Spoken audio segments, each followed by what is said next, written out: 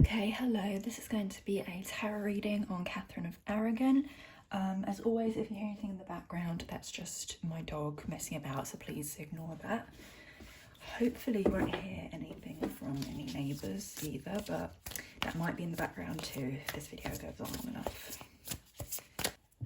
I will say as well, before I even turned the camera on, I was actually guided to use a different tarot deck than the deck that I used for Anne Boleyn's reading. Yeah, I got that message pretty quickly that I need to use a different tarot deck, so that's why I'm using not my usual one.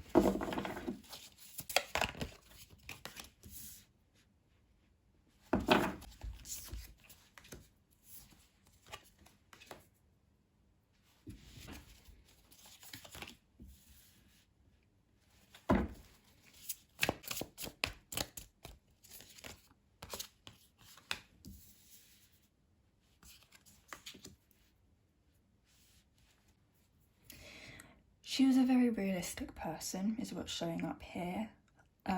Was not a dreamer, was not, didn't have her head stuck in the clouds, was very down to earth. She did have a very caring side, but the difference is she wasn't, she didn't coddle people. She had kind of like a tough love side to her. You know, she could be very caring and maternal towards people, but in a very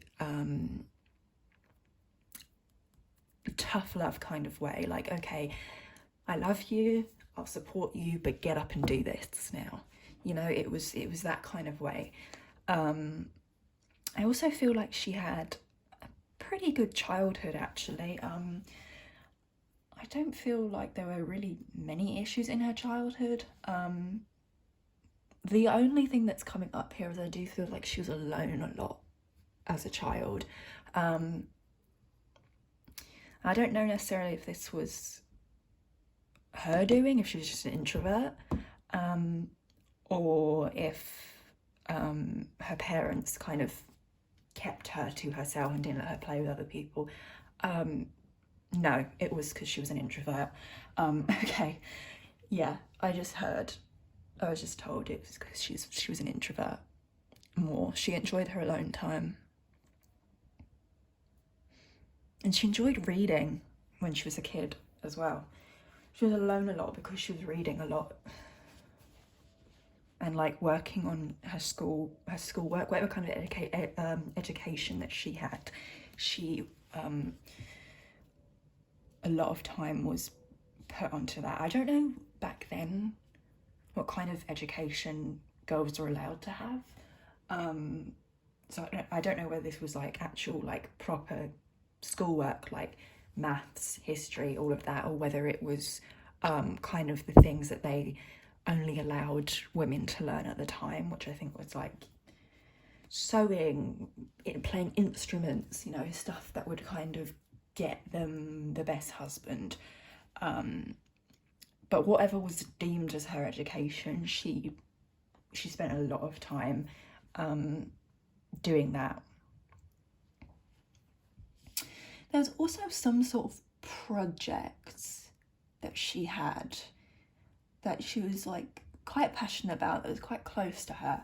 I don't know if this was like a charity or something, but it was something personal. It's something that was just hers, and I think she had this before everything happened with Henry VIII and the whole marriage fell apart and the annulment and everything. She had this before. It was relatively new, but when everything started happening with Henry VIII and Anne Boleyn, this project did fall apart.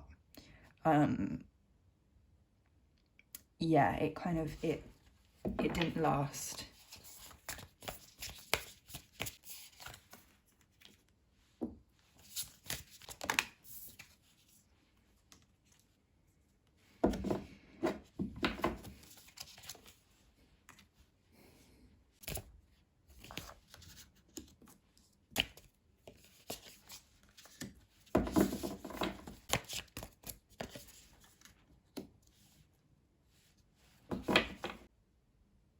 Yeah, she was very realistic as a person. Did not, like, had no pipe dreams, like, no fantasies, nothing like that. She knew exactly what she was dealing with. And I'm kind of seeing her almost being like she kind of was the type of person that would sit back and watch what was going on around her, like watch how people interacted, watch who talked to who. She's a person, like I said, she was an introvert before, so she was the kind of person who sat back and like examined her surroundings. She didn't really need to talk a ton. She wasn't a massive talker. She would just sit there and kind of figure out what was going on around her, and it did make some people uncertain about her, or maybe thought that she was colder than she actually was, because like I said, she would sit there and examine a room more than she would, standing middle, make a speech, be really charismatic and control the room. She wasn't that type of person. She was more the person who'd sit in the background and take note of everything that was going on. And sometimes that made people a little bit uncertain or uncomfortable. I mean, despite how things ended up going for her, I do feel like she actually had quite a bit of happiness in her life before the kind of situation happened with the annulment. I feel like she was relatively happy. In the beginning, in the earlier years, the marriage between her and Henry VIII was actually okay. It was pretty good, is what I'm hearing. It wasn't a bad marriage at all in the early days. They actually had a lot of nice times together. And I don't know if she was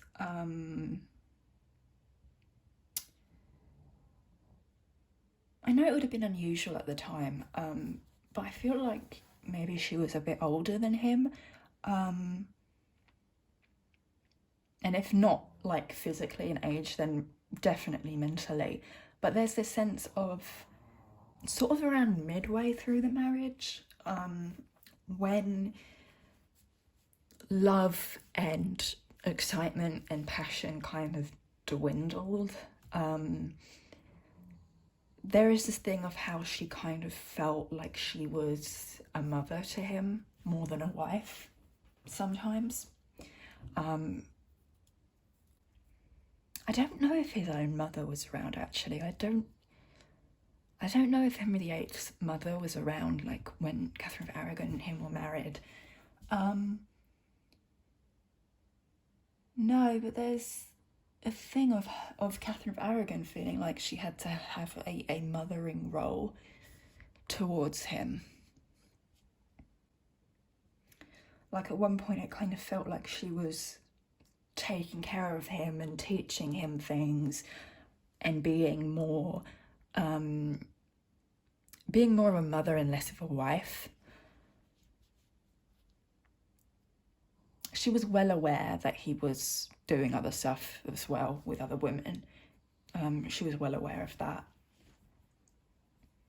There's also a thing here of her being like, the whole court was the way it was because of me, basically.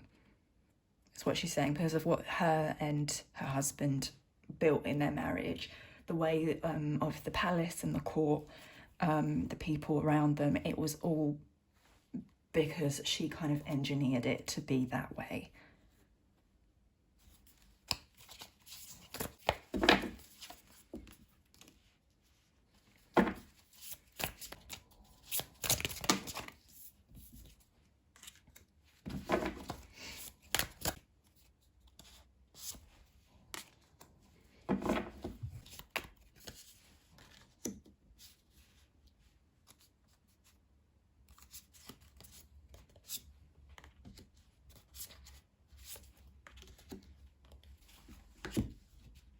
Yeah, she was very, very smart.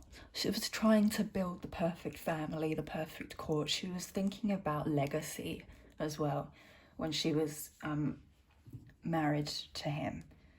She was thinking about their legacy, what people would write about them and say about them in like 100 years or in history books and stuff. She was thinking about legacy. She was kind of I would say she's kind of a big picture thinker, in that she would kind of see how a certain decision would affect a whole situation, a whole group of people. Things were also calmer. She thought she found her husband to be calmer when he was with her and when he was married to her. But at the end of the day, passion, what I'm hearing is passion was his downfall. He was weak for that sort of thing, for like passion and excitement and people like that and women like that. They would be his downfall, because he was kind of looking for more of that in his life. Because their marriage, I mean, like I said, it wasn't, in the beginning it was, you know, it was good, it was happy. It was a bit more passionate as time went on. Things fizzled out, and I think he was looking for more excitement. And she's saying he was weak for that.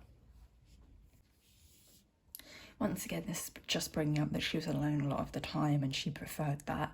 And also, like, we already know this isn't any new information, but this is also just bringing up how she was sent away and exiled when the marriage was annulled. I'm pretty sure she was sent to like a castle or something and basically put on house arrest there.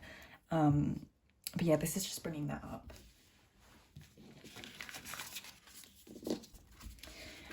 I'm gonna ask how she felt and what she thought about Henry VIII.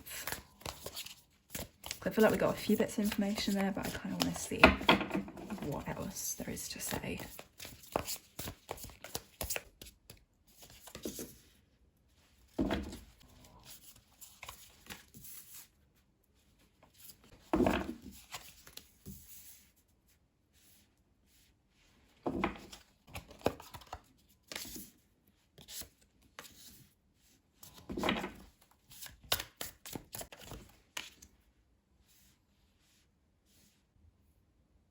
First thing that came out was that she did love him a lot, especially in the beginning. She loved him a lot. I'm hearing that he was more rowdy than his brother. He was a bit more chaotic than his brother, whom she married before. And then when he died, she married Henry VIII. So it's understandable that comparison would come up since she'd been married to both. But she found him, the word I'm specifically feeling is like rowdier than his brother, I mean.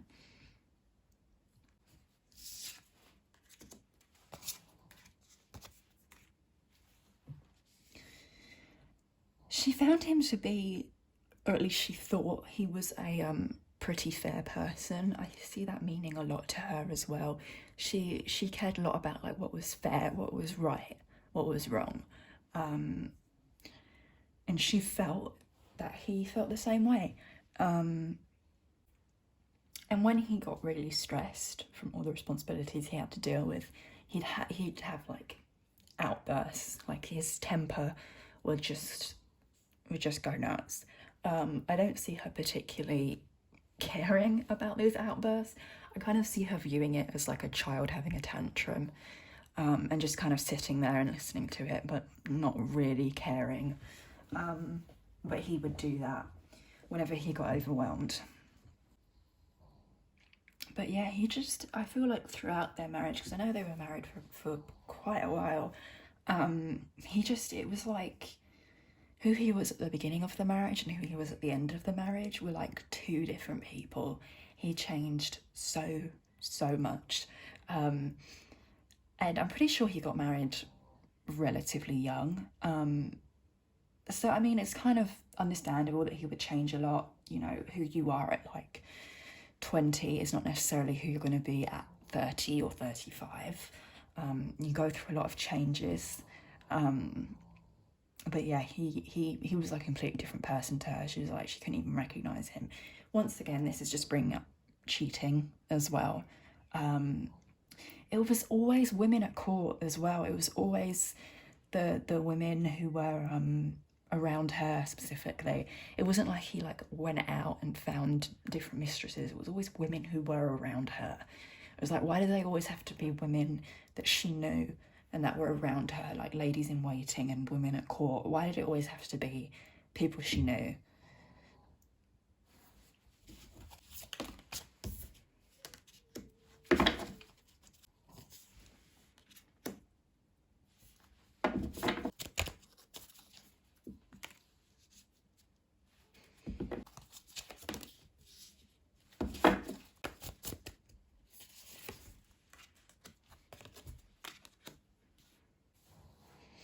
Once again, it's just bringing up, you know, that she was alone a lot at the end of her life, and how she was kind of put to the side and sent away. It's kind of funny though, because I asked in my head, like, how did she feel at the end of her life about him? Like, how did she feel about him when she was older? And it's just like, she doesn't recognise the annulment.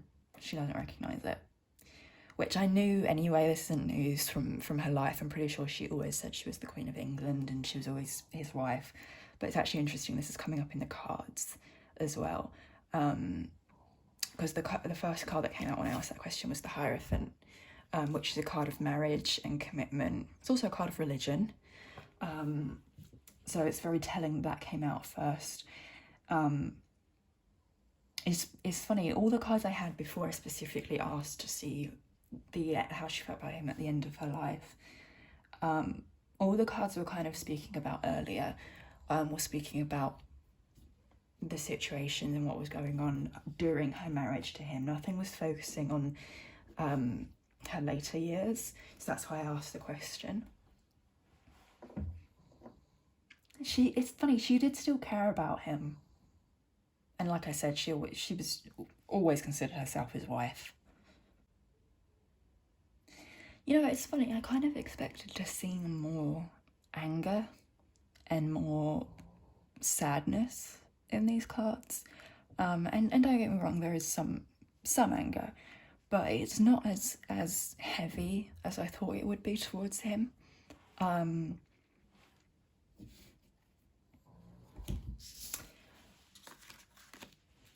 She still cared about him all the way up till the end of her life. I can't believe that, considering what he did to her, but in the cards, everything that's coming out, I mean,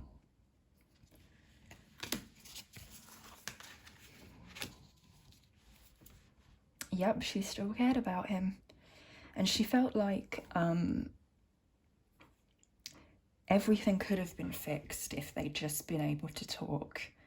She feels like she still could have fixed the situation and the marriage.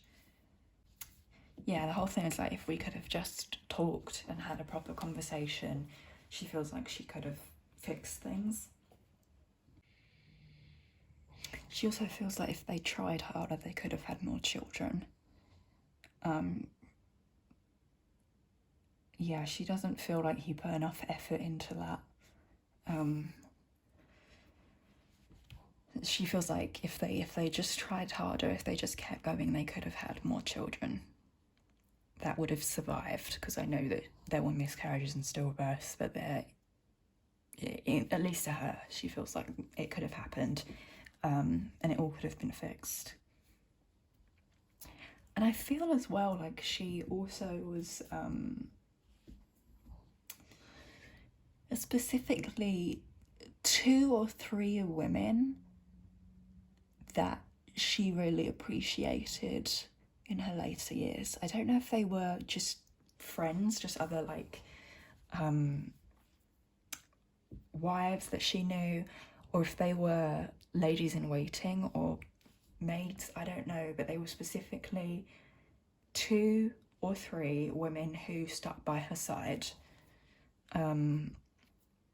throughout a lot of difficulty, and there's like a loyalty towards them, and they kept a lot of her secrets as well.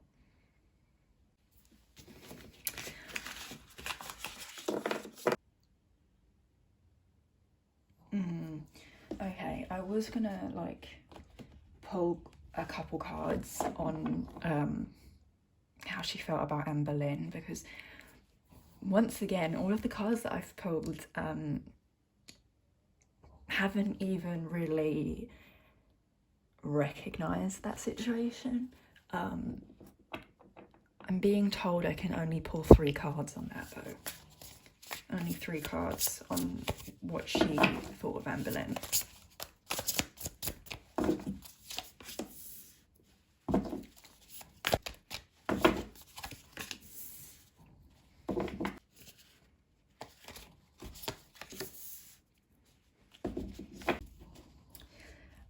There's something here about I don't know when Anne Boleyn came to court or how old she was. Like, there's something about how Catherine of Aragon met her when she was young, and I don't know if this is like young as in like a teenager, or if this is just how Catherine viewed her, as opposed to Catherine's own age, because she was obviously older than Anne Boleyn. But it's just like she was very young. She was very young. She knew things about Anne Boleyn as well. She knew, like, I guess I'd call them scandalous things. She knew certain things about Anne Boleyn, but they didn't end up coming out from her. She wasn't the one who came out with this information, if it ever did come out. I don't know why she kept that to herself, because you would have thought that she would have done anything to kind of insult Anne Boleyn, but apparently I'm not allowed to put any more cards, so I can't look further into that, but that's just what's coming up. There's also this energy of like, what goes around comes around. You know, you kind of pushed her out, and then you got pushed out yourself. It's not an angry energy though, it's more of a the energy that I feel when I'm putting on this subject from Catherine of Aragon. It's not like a scorned woman thing, which is strange. I would have expected more, but it's more of just like disgust and judgment. Specifically disgust, to be honest. I feel like she judged her heavily, and she was disgusted by her is the best word I can use. Once again though, I'm just supposed to move on from that. So I'm just gonna ask like what she thought, how she felt about her life in hindsight, you know, after passing, and you know, being on the other side.